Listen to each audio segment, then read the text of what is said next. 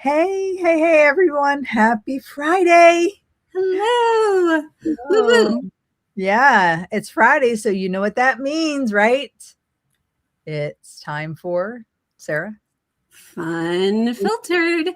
And my Unfiltered. dog barking, who decided to do that right as we were going through the countdown. You may have just heard him. So he is excited also about Fun Filtered. He knows it's Friday and he's He getting does. He excited. does indeed. Yeah.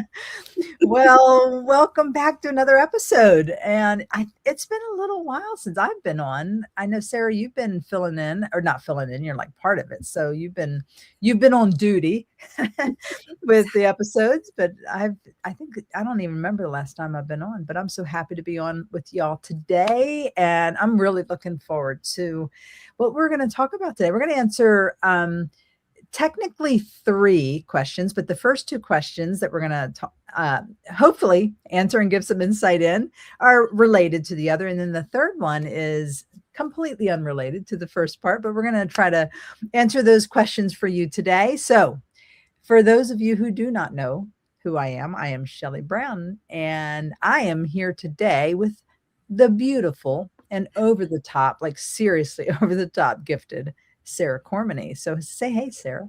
Well, hello. And I would add maybe ridiculous as well to that Well, list. But we do have some amazing questions today, especially for authors who are beginning to realize that their book could potentially open up some doors yes. beyond simply selling copies, and especially as we are diving in our series on signature talks and messages. Yes. So the questions were, it was good timing to submit the questions on that realm of speaking, which is what the first part of our time today, we're going to talk about that, talking about speaking. And it's something that we're hearing more and more from our authors, just wanting to know how to break into that and into that realm and to leverage their book and use their book. And then we have another question that kind of is a little more uncomfortable to talk about. So we're going to hopefully give you some good insight on that. And then we have a completely different but really important question from an author writing under a pen name. So, Sarah, let Yes. me start you off with the first one, because one of our Redemption Press authors, the lovely, and again, she is amazing. I love Jackie Cambish. She has sent us a couple of really great questions about stepping into that world of speaking. So here's what her question is. Okay, how do you make it known that you're available to speak on certain topics beyond listing it on your website? Because of course you want to, you know, have your speaking page on your website and just hoping that someone sees it, but also without waving the "Hey, look at me" flag. So why don't you start us off there? What are your thoughts on that, Sarah? Well, I love the way that Jackie asked that question, because I really think a lot of Christian authors especially wrestle with this. That "look at me" flag terrifies us. And I think sometimes gets in the way of us taking a step forward. We really want to make ourselves available, but we don't want to feel like we're saying, "Hey, everybody, pick me. This is how awesome I am."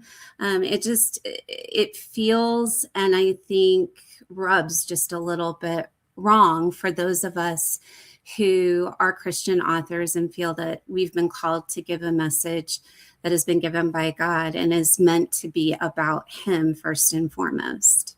Yeah, exactly. So where should they start? What do you think? So I think I would probably start in shifting how you think about it. Maybe don't promote yourself as a speaker looking for a stage. Make yourself known as somebody who, again, and we've said this before, has something useful to bring to a particular audience. That feels very different because it takes the focus off of you and it puts the focus on the people who need the message. Yeah, that's really good. And, Sarah, it starts, I think, with knowing exactly what you, as an author and as a aspiring speaker, want, knowing exactly what you are going to bring to the table, right? Yeah, clarity. Again, we've said this before too. Clarity is our friend, confusion is our enemy. So it's Mm, probably good to start out with getting very good clarity on 2 to 3 speaking topics. And not simply, oh, here's a couple of things I could talk about. But for each topic, you really need to be able to answer 3 questions. The first one is, who is this for? The second one is, what are they struggling with? And then the third one is, what will I help them walk away with? How am I going to mm, change the course of their next steps? So once you know that, then you can start identifying the churches, the ministries, the mm. nonprofits, the support groups, the conferences, or the organizations that are already serving those people, because that is a warm audience, and because both what you're selling, the message that you are developing, meets that audience and their felt need. Yeah. And I think, Sarah, that this is where it can start to feel a little uncomfortable for some of us anyway. You know, you need to make the connection, right? But how do you actually introduce yourself without it sounding like, hi, would you give me a stage? Right? How do you do that? Ta-da! Right? Right. I think that's a good point, and I think there are a couple really good ways to kind of approach that. And one simple one is personal outreach. Mm, I think that always softens and gives anybody that we're trying to partner with, when it comes to ministry, when it comes to book promotion, when it comes to marketing in general, mm. that person and to person contact and outreach is always going to benefit you. So choose a handful of organizations each week and send a short email that starts with them, not with you. So Mm, yeah. something like, I noticed that your ministry serves women who are walking through X. One of the messages I teach is X. Mm, If that would ever serve the women in your community, I'd be happy to send you any information. mm, Keep in mind that that wording is not over the top or elaborate. It's pretty simple. mm. And you're not asking them to book you on the spot. You're simply opening up a door, letting them know how you may be able to serve the people that they already care about, because that's where their focus is. Yeah, that's really good and very simple to do. But there is another approach that we want to share with you, and it's actually one of my personal favorites. And when I meet with our authors, which I frequently do, of brainstorming and giving some marketing direction, this is one that it's probably of all the strategies that I'll share during our calls, that this one has a little out of pocket expense. Okay. Hopefully not a lot, but most of the ideas, there's a lot you can do without any, apart from your time investment, that it really doesn't cost you additional funds. But this one, there's a little out of pocket on this. Okay. But hear me out. Okay. Or hear us out. Sarah may have some thoughts on this as well. It's one of my very favorite things. And I think is a, the words are eluding me at the moment, what I'm trying to say with that, but successful. You know, I had a more eloquent way that I usually say that, but it works. Okay. Mhm. So here's what it is. Um, Choose maybe 15 to 20 ministries very intentionally and put something physical in their hands, and not 100 random organizations. All right. This is very strategic. And these should be ministries where you genuinely believe that your book and your message are a strong fit. Okay. So here's the strategy. It's kind of a ninja trick, actually, that I would love for y'all to try and then give us some feedback on how it worked for you. Um, Gift wrap a copy of your book and send it to the right person with a short, preferably handwritten note, because People don't receive handwritten notes very much anymore, right? So it's just more personal if you can do that.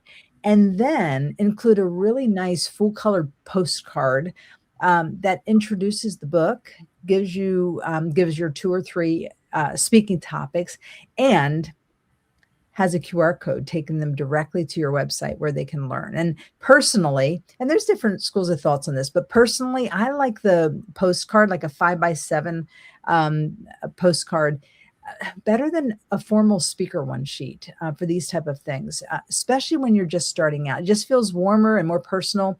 And honestly, when you send something like that, and by the way, it's not very expensive to get printed. There's a lot of options online to get this printed at a very reasonable price, but people don't toss those as easily as they do other things.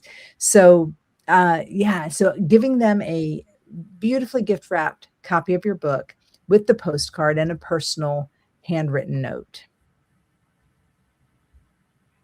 It feels amazing, right? That now they're not really reading an email from somebody they don't know. They actually have your book in their hands. So it's kind of, again, the perfect lead in that says, I care about your audience, but in turn, you're giving them the tool that they need to make the decision by placing it directly in their hands.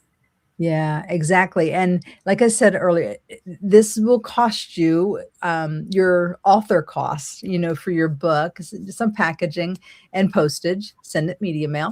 But you've done your homework and if you've done your homework and you put it into the hands of the right 15 to 20 people, right? One meaningful connection can make the investment so worth it. Okay. But the key here is being selective. All right. This isn't mass mailing books and hoping that somebody calls. It's saying, I believe what God has given me could genuinely serve the people that you're already serving. And so I want to put this book into your hands. Right. Mm-hmm. Mm-hmm. And don't overlook the people who already know you either.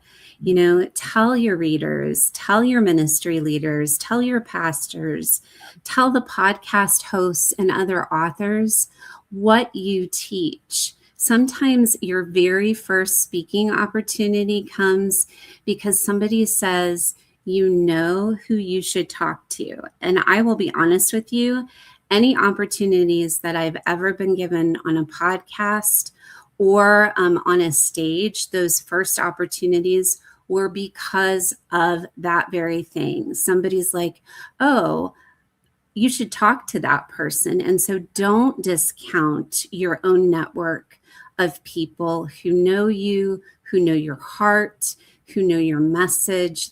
That is an important piece of collateral you're already carrying.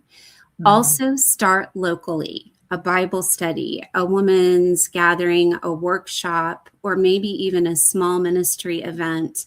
These smaller opportunities give you some incredibly valuable opportunity. I guess I shouldn't say that word again, but those smaller opportunities tend to give you something incredibly valuable when you're getting started. And that's number one, experience, because everything is a learning experience, especially when we're just starting out doing something. Testimonials. So whether you're at a small group of women at somebody's house or in a large auditorium, there are people who are listening to you, hearing your message, understanding what that brings to someone. And so that's great. You can still use them for a testimonial, even if you're in your own living room or in somebody else's. It also gives you opportunities to take photos of engaging with other people. I think of Claire Alameda when I think of this. She's one of her She Writes for Him authors, and she just launched her website, I think, a couple of months ago. But her message is about legacy and about community. And right before her website went live, she was asked to this incredible event where she is literally sitting around a large table with women teaching from her seat, and Wow. it produced the most beautiful photos that were right in line with her message. Mhm. The other thing is video clips and referrals. If one person, just one person in that gathering or in that group says, I really like what you're saying or what you have to offer, and now let me leverage my audience to bring and serve not only you as a speaker, but my people, because I know it will bless them. So that's really how it gets going, doesn't it, Shelly? Yeah, it really does. It's how the speaking tends to grow because one good room leads to another room, to another room, to another room, right? Yeah. Yeah. And sometimes we miss that. I think in the social media, electronic world, we look at big numbers. But again, and I know I've said it before too, it's biblical how God and Jesus moved forward with how the gospel was going to spread. It wasn't through Facebook, it wasn't through Instagram, it was one person at a time. And so I think we need to remember that, especially when we're speaking. But here's one thing that you can really do, I think, immediately. Put a quiet line in your email signature or occasionally in your newsletter, perhaps. Speaking and workshops. And then you can say, the way I would write it would be speaking and workshops, Sara teaches on messiness, hard things, and living joyfully in the middle of them. Learn more That's here. That's not waving the look at me flag. What that does is it's simply making it obvious to people that this is what you do. And mhm. it's not just that you're an author, it's not just that maybe you're just a speaker. It keys into the message, and it keys in to what you can do for their audience in, I think, a soft way, and a way that makes you feel a little less like you're waving that look at me flag. So, all right, That's I good. will I will stop blathering. Mhm. This actually leads right into Jackie's second question, because once somebody finally says, we'd love to have you come, another slightly uncomfortable question then appears. Yes? Yes, it certainly does. Tell so, tell us about She asks this: what is a reasonable request for compensation when you're just getting started? Should you speak for free every time? Suggest a travel donation? Set a price? What do you All think? right. Well, I have some thoughts on that. So, first, I would not automatically speak for free simply because you're new. All right? However, when you're just starting, when you're just starting out, I also wouldn't rush to set a firm speaking fee that leaves no room for flexibility. Okay. There's some wisdom in evaluating those early opportunities based on what they offer, not just on what they pay. Okay. Um, I like thinking of them in three different buckets, and I want to go over those just real briefly with you. So, the first bucket is strategic free opportunities. Okay. There's absolutely maybe times when it makes sense to speak without an honorarium. Maybe the audience is exactly who you want to reach. Maybe you'll gain experience and you'll get a professional video out of it, a testimonial and introductions to other leaders, or permission to sell your books, right? Or maybe, and this is one I always want to drive home, because this, to me, in my mind, in my world where I live, this takes precedence over everything. Is that God has given me an opportunity to just minister here, and I want to say yes. Because at the end of the day, um, yeah, for most of us, it's the heart of the ministry. And so don't negate that and feel guilty about that. And if the Lord is leading you, you say a resounding yes. And I can tell you from firsthand experience that He You will reap the rewards and benefits beyond anything you imagine when you're just obedient and you step into that opportunity without any thought for what is my speaking fee for this, okay? Yeah. Yeah. So free is not necessarily bad, Yeah. right? Yeah, obviously, yeah, definitely not at all. However, free should be, in most circumstances, not all, but in most circumstances, a pretty strategic yes. Okay, it's it's not your permanent business model.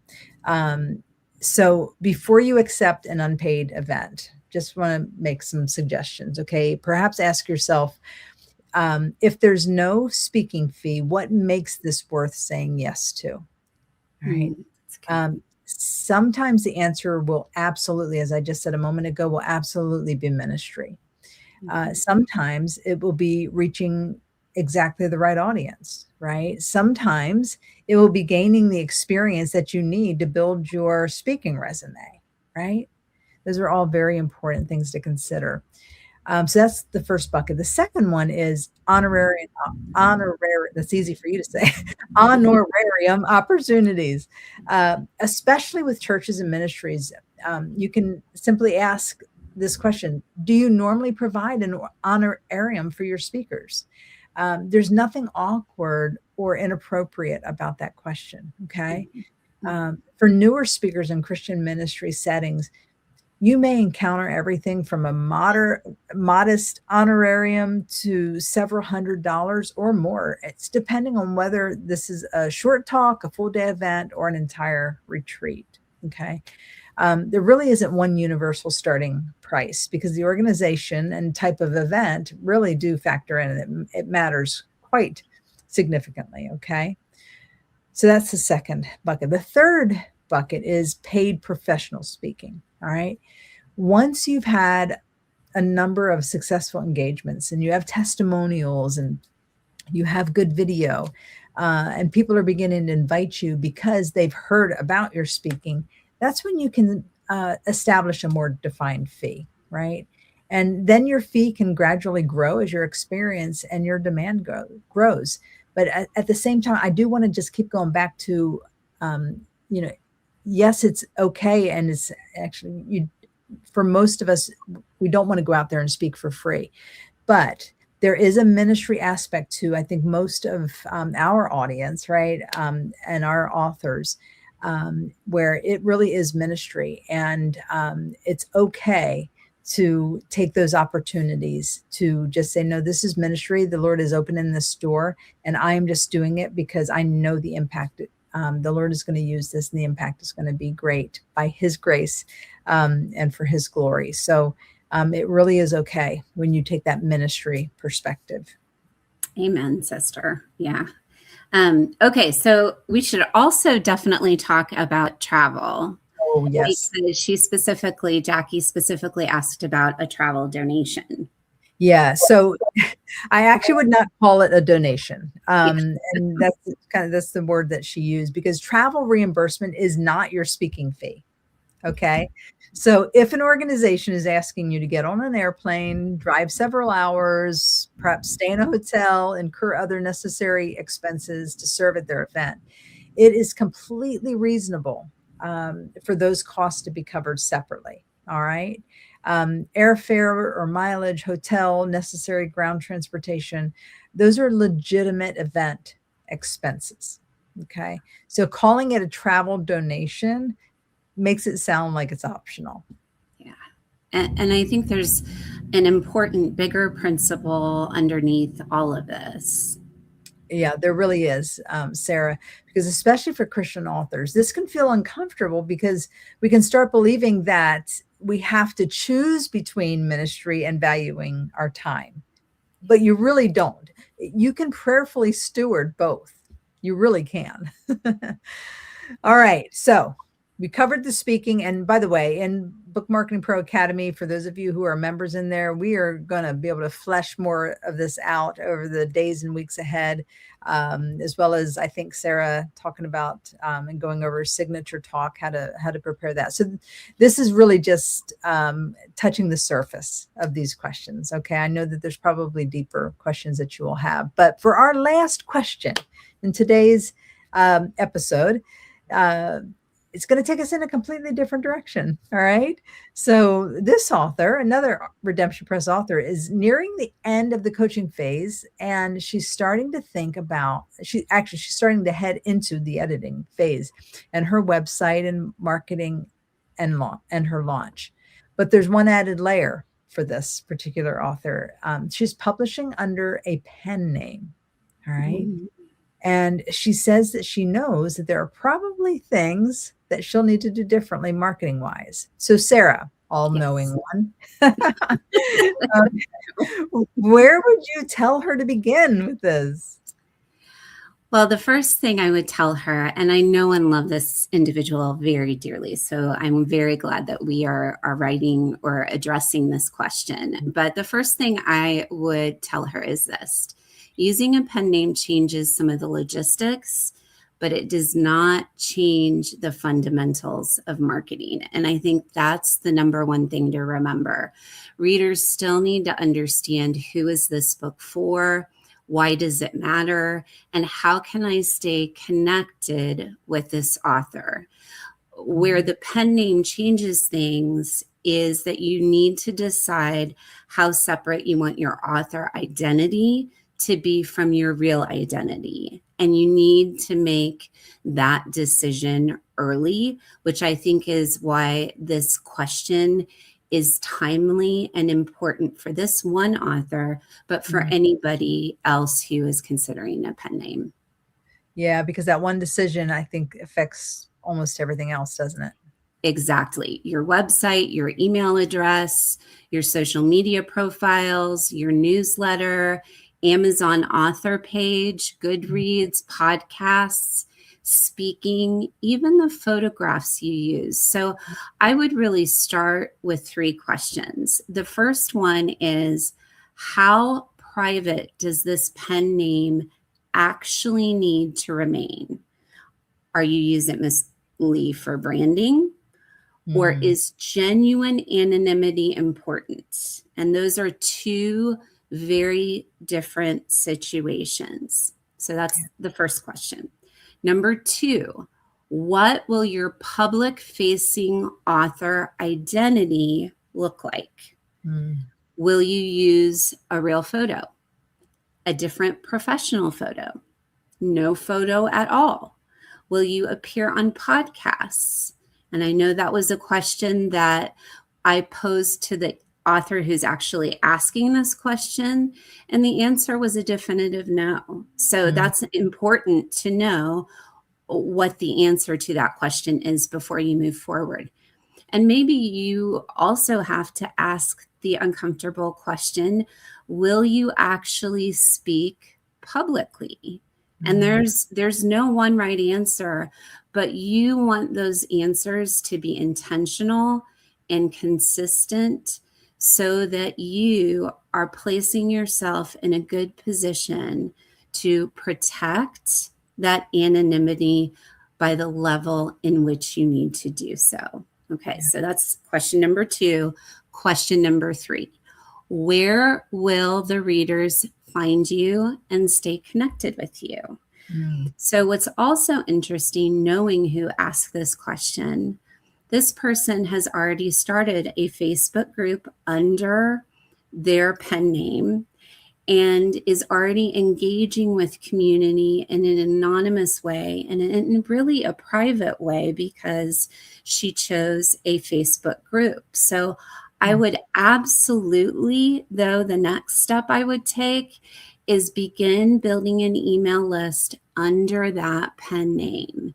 In fact, I think it becomes even more important because you're really creating a direct connection between your readers and the separate author identity instead of depending completely on social media.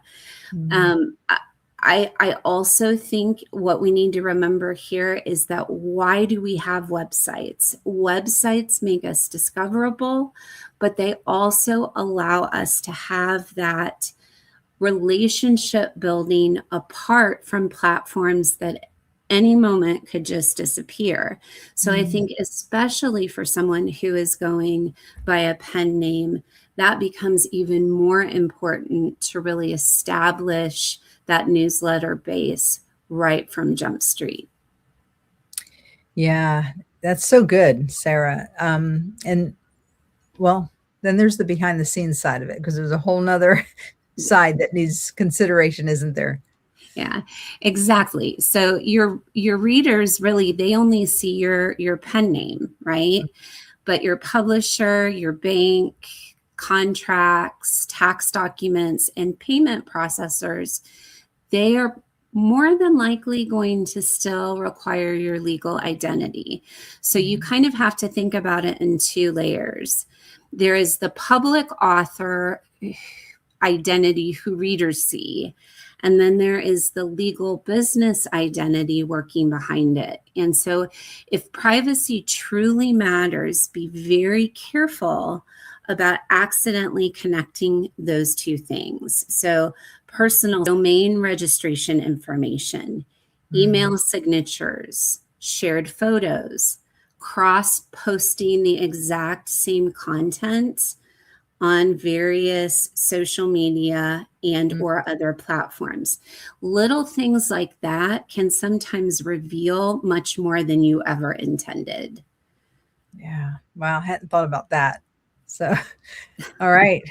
So, I also want to reassure this author because I heard something else in her question, Sarah. She said she's excited, but she's also nervous because she feels like she doesn't quite know what she's doing just yet. Um, and you really don't have to figure out your entire marketing plan before your manuscript is even edited. Would you agree?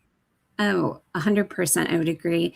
And just to reiterate, I don't think any of us, even those of us who have been around the publishing industry for a while, I don't think we ever feel like we know 100% what we're doing. We're always learning, we're always growing. Things change, and so we have to adapt and we have to flex. So just know it's okay if you don't ever feel like you're a master of it. You Mhm. just have to be willing to learn and try and grow. And that's really important, I think, when we're embarking through the first experience we have with the publishing process. Mm. But right now, I would say answer these three questions. How private does my pen name need to remain? What will this author identity look like publicly? Where will readers find and stay connected with me? I think once those decisions are made, building the website, marketing plan, and really your launch plans become much easier, and you can really focus on the excitement of the process instead of that anxiety. Yeah, and if your pen name is mostly branding, then you have a lot more flexibility, all right? Um, if it's being used because you genuinely need privacy, build that boundary into your marketing from day one, okay? It's much easier to protect that separation from the beginning than try to undo those connections later. Yeah, 100%. Yeah. 100%. Yeah. And that's why it's great that you have people walking alongside you that you can go to help advise you, because I think doing that due diligence solves so much. Mm. And I happen to know that this author is very detail oriented and an amazing student. So I know that this information will be helpful. So today we've kind of covered a lot, from finding your first speaking opportunities and engagements. Yeah, to deciding when to speak for free and when it's appropriate to be And paid. and even how to begin building an author platform when the name on the book isn't exactly your name or actually your name. Or actually your name. Yeah, Yeah. and I think there's a thread running through all three of these questions, and that is you do not have to have everything figured out before you begin, all right? You just need enough clarity to just take that next wise step. Just take a step. Just do something, okay? If you're stepping into speaking, get clear on who you serve and the messages that you can bring them, and then start building those relationships. If you're writing under a pen name, decide what needs to remain private before you start building everything around it. Yeah. And remember, these questions come from authors just like you. So if there's something about publishing, marketing, speaking, or getting your message out there, and it's left to you just kind of scratching your head, send us your questions. You're Yes. probably not the only one who's wondering about it. Yeah, absolutely. And if you're a part of Book Marketing Pro Academy already, keep, as Sara just said, keep bringing those questions into the community. All right. That's exactly why we're here, for that and so much more, as those who are in the academy already know and they can attest to. We want to help you take all of these moving pieces and turn them into practical next steps. All right. Yeah. And if you are not yet a part of Book Marketing Pro Academy, why aren't you? Yeah, seriously, why? Right? Unless this is the first time that you've stumbled across us and you're just hearing about us. So go to bookmarketingproacademy.com, learn more about us. Y'all, it is so inexpensive, and what you get is like exponentially, like dollar wise, the value is just, you can't even put a figure to it, really. So yeah, so go check us out, and we just want to serve you. And you do not have to be a Redemption Press author to be a part of Redemption Pro Academy. You do not. You do not. And I popped over to the chat. We have we have Devin and Susan both joining us today. And so we want to give you a special shout out. We're so glad you joined us. And we will see you next time on the next FUNfiltered. Unfiltered. Have a delightful weekend, everybody. Mwah. Until next time. Let me do that too. Yes. There you go. That was free for y'all. Have a wonderful Friday and a wonderful weekend. Bye-bye. Bye.